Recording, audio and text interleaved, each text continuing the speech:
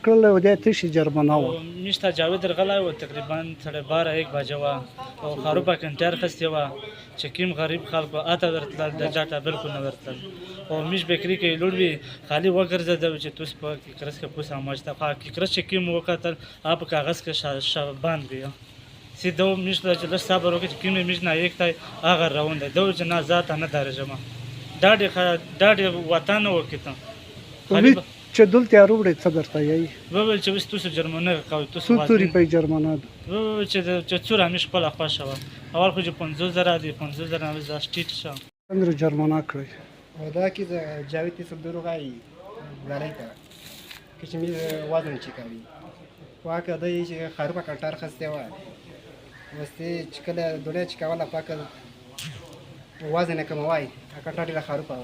وزن سای نه چې کوي او پانا واچ میټیل تا روړ جیلته بوته جیلته به له شروع دی میشته 50,000 روپیا غراس کوي دا خامخا ته شمه تا وای